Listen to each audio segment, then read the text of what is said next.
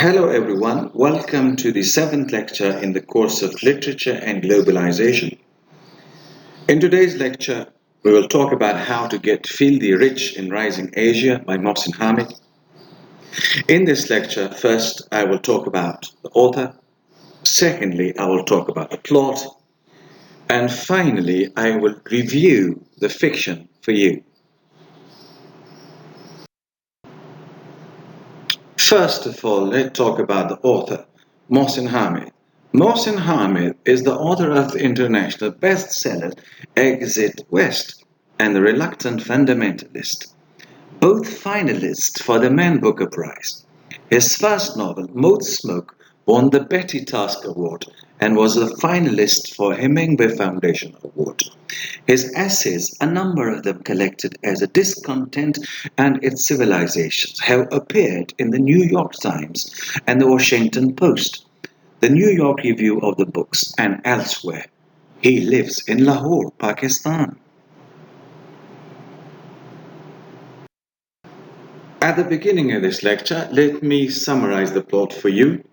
How to Get Filthy Rich in Rising Asia is a 2013 satirical novel written by Mohsin Hamid. It tells the story of an unnamed narrator in an unconventional format. Written from the second-person point of view, it is ostensibly a self-help manual that unfolds in a novelistic prose.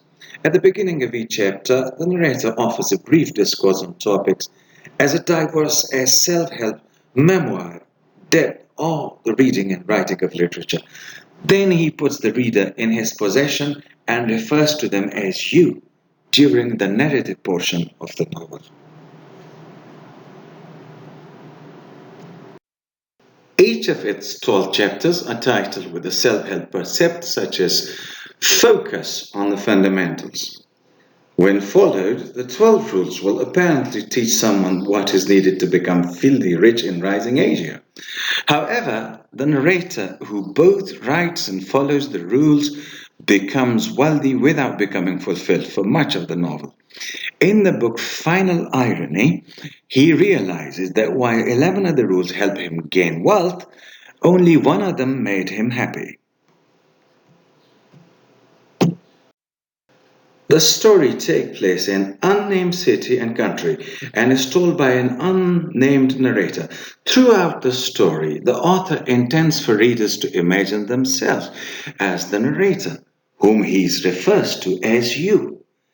The city in which the narrator or you live is a mixture of poverty and wealth. There are fundamentalist attitude and class discrepancies that are similar to those found in Indian caste system, although a location other than the nominal rising Asia is never given. One of the three siblings, the narrator, is the only child in his family to attend college and become successful financially. In the first chapter, he is infatuated with a character who is only ever known as the pretty girl, even when they reconnect decades later and even in their 80s. The pretty girl is an aspiring model, and she and the narrator find each other repeatedly at the pivotal stage of their lives. The narrator attends university his father's insistence. His father works hard but has never been educated. However, he has always noticed that his bosses have had formal schooling. At university, he becomes involved in a fundamentalist organization that he never names, but which performs public moral enforcement similar to Taliban's morality code squads. He does not last long in a group and soon shave his beard.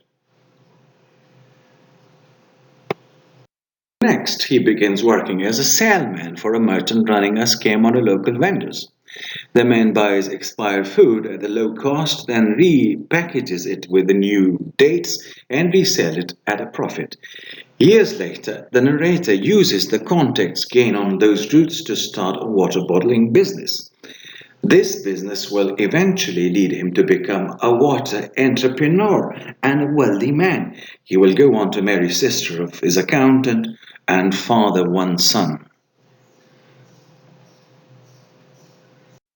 His wife falls out of love with him because he is distant, always preoccupied with a pretty girl, despite how rarely they see each other over the years. By the time he is in his 80s, his siblings have died, his wife has left him, and he is bankrupt after learning that his former brother in law has embezzled all of his money and disappeared. No longer wealthy, he lives in a hotel. At the end of the novel, he has undergone a successful heart surgery after having two heart attacks. He reconnects with the pretty girl and they are together for a few years. The happiest of his life. This violates the third rule of the book: don't fall in love.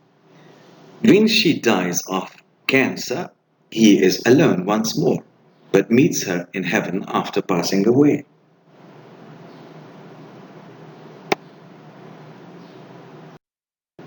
Let me review the fiction for you. Mohsin Hamid's use of a second person narration in his novel brings home the realities of poverty in Pakistan.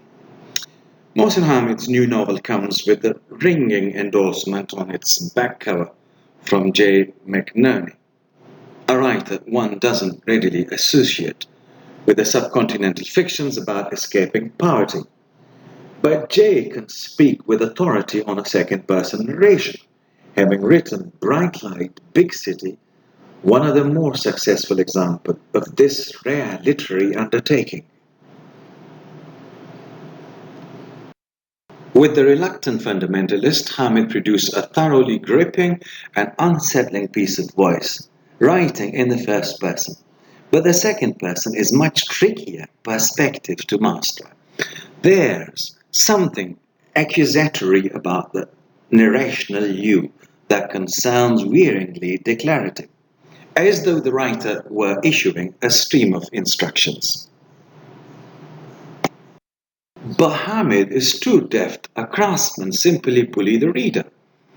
Instead, he seeks to create a more cohesive temptation in how to get filthy rich and rising Asia made explicit with the conceit of a self-help guide.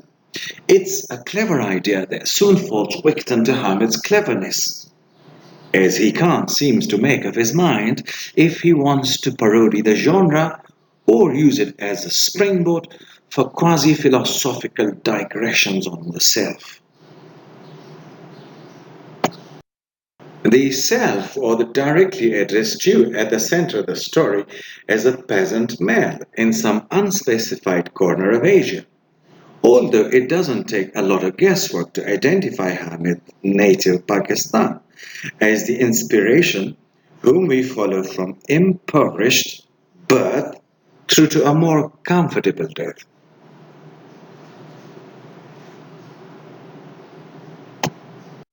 Given the advantage over his siblings of some basic education, he migrates to a hovel in extensive, highly populated area.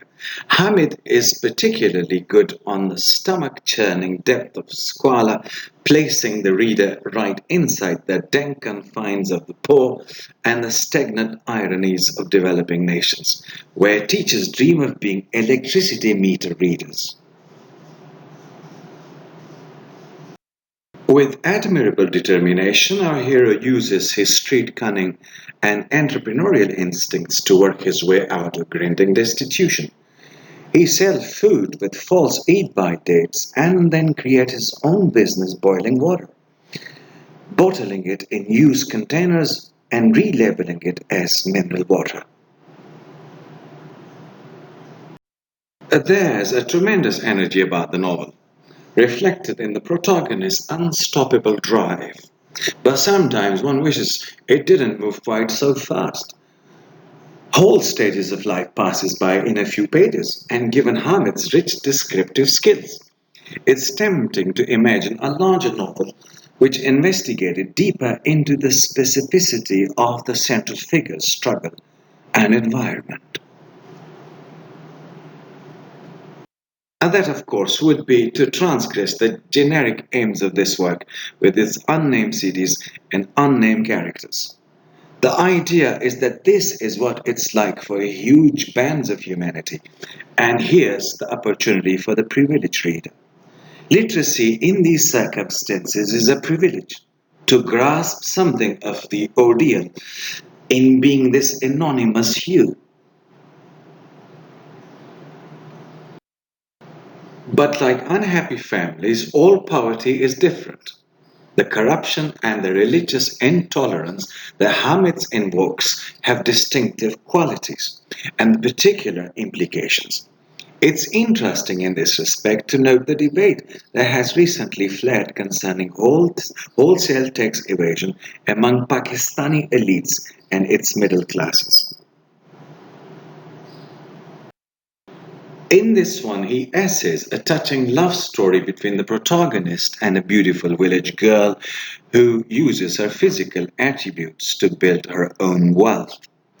But love is a luxury in conditions of economic struggle. The pair remain tantalizingly estranged for much of the book, only finding each other when, tellingly, they abandon their material ambitions. If Hamid set out to write a satire on a globalized dream of consumer driven economic development, he ends up being undermined by the strength of his characters. You can't help but root for them in their dangerous climb out of a swamp of poverty, while all of the time being relieved that you are not really you. Assignment. Question 1. Does Pakistani people are in their dangerous climb out of the swamp of poverty? Question 2. Would you write a scholarly commentary on how to get filthy rich in rising Asia? That is how we come to the end of this mini lecture. I will talk to you next week. Bye for now.